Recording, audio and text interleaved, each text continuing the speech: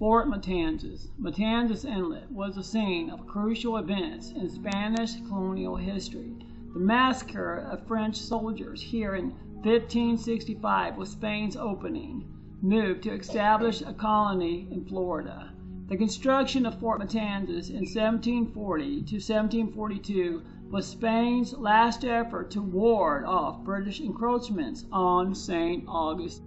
Fort Matanzas, 50 feet on each side with a 30-foot tower, was built of conquina.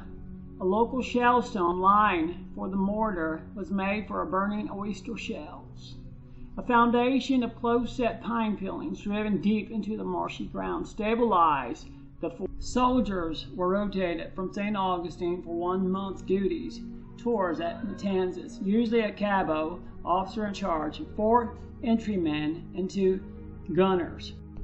More could be assigned to this remote outpost when international tensions increased, up to the planned maximum of 50 during a crisis. The soldiers lived and ate together in a sparsely furnished room off the gun deck. The officer lived in a vaulted room above. The fort covered the inlet with 5 guns, 4 6-pounders and 1 18-pounder. All could reach the inlet less than a half-mile away in 1742.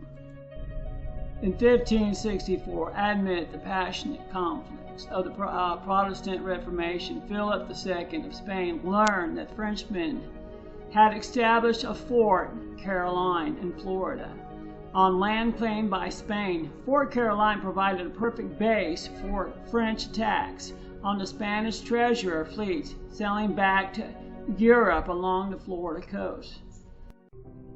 Jean Ribaut sailed from France in May 1565 with over 600 soldiers and settled and resupplied Fort Caroline. Philip charged with establishing a settlement in Florida with removing the French.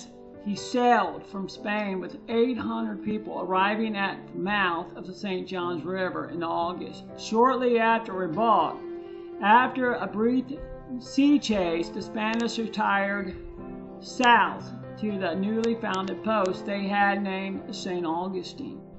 Jean Ribaut sailed on September the 10th to attack St. Augustine, but a hurricane carried his ships far to the south, wrecking them on the Florida coast between present-day Daytona Beach and Cape Canaveral. At the same time, Menendez led the force to attack Fort Caroline. With the French soldiers gone, Menendez captured the settlement. Upon his return to St. Augustine, he learned from the Tucumán Indians that a group of white men were on the beach a few miles to the south.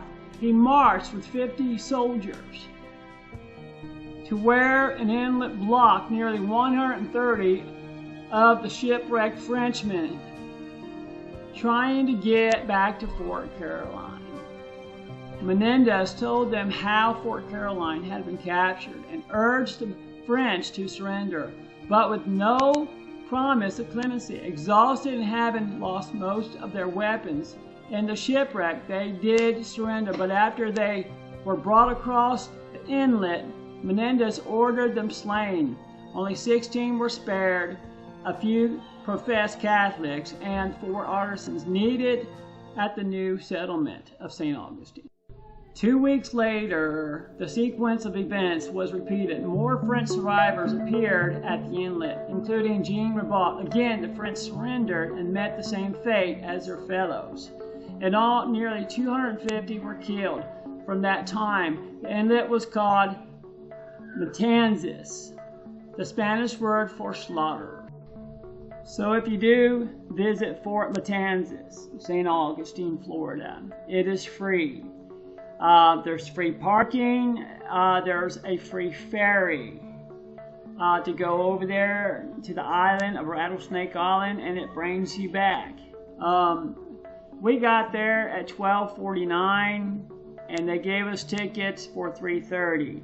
So try to get there as early as you can, and there's a nature trail. It's pretty awesome. Thank you.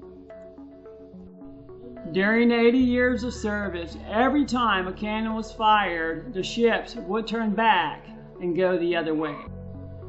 Someone always stayed on top of Fort Matanzas at the lookout at all times. The National Park Service added a seawall and at least 4 feet of dirt around the structure of the fort. So if you ever get a chance to go, they raised up the dirt to try to keep the fort. And if you don't know, the island that the fort is sitting on is called Rattlesnake Island. Did you have fun, girl? Rachel, did you have fun? Yeah. Did you have fun, Mary? Yeah. Did you have fun? Bye-bye.